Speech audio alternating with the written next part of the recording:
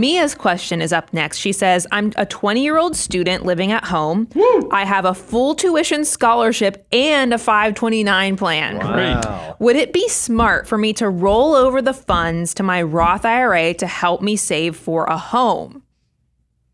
Oh, Mia There's a few elements there. Do you realize how all the cool things that are going on with Mia's question?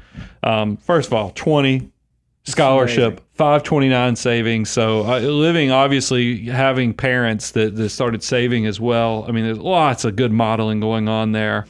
I like where your head's at, Mia, but here's the thing. 529 to Roth. That's a brand new provision. I like that, especially if you don't have the earned income while you're still a student and you're overfunded because of the scholarship. It is, I'll just share this for everybody. This is outside of the Mia realm. When you do have a scholarship and you have 529 assets, in the past, you always could say, well, you could pull the money out of the 529 penalty free and just pay the income taxes. Well, then with recent legislation, they've made it where now you can actually, as long as the account's been open for over 15 years, you can convert a portion of it towards a Roth IRA. So I love that thought. If your 529 is overfunded and there's not like a sibling behind you or some other planning need that this money is required for, then by all means, I love the thought of turning it into a Roth IRA. But here's where this went a little askew for me, Bo. She said, then can I use that Roth IRA money for a first-time home purchase? There is can and then there's should. Because if you think about Roth IRA money for a 20-year-old, that is 88 times over territory. Roth IRA money is tax-free territory. Why are we going to mess that up with a house purchase with those assets when there's so much potential that it could become a tax-free millionaire for yourself down the road? Yeah, I think in order to in order to be able to roll the 529, now check me on this, I think that you have to have earned income to be able to do the conversion from 529. You still have to be Roth eligible to do that, I think. I need to check on that.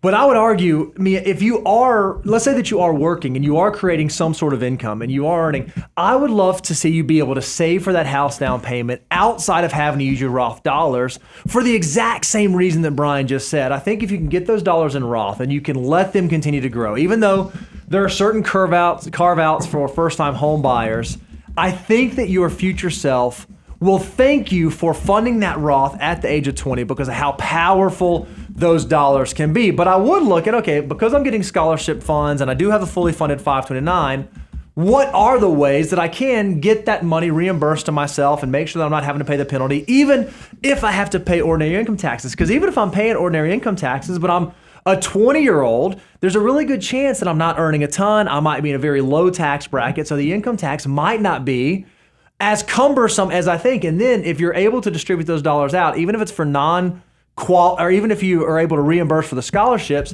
you're going to have after-tax dollars that you're going to be able to potentially use to save for a down payment or save for a house or whatever, while still funding your Roth. I think those are two separate goals that you are commingling, and I would encourage you, if you can, figure out how you pursue both. Save for the house down payment, but also fund the Roth and let those dollars work for you. And then, Mia, I'm going to give you the old man wisdom advice here, because I've given the same talk to Bo as well, is that I look back on my own life and I say, man, why was I in such a hurry on so many life events? And I think this is an achiever's mentality, is that we think, man, I need to prepare for this. I need to prepare for this. And I need to prepare for this. And I think about my first home purchase, and I forced it in a lot of ways, meaning I it was not in the best part of town. It was not probably more house than I needed at the time. It was, way earlier than I should have.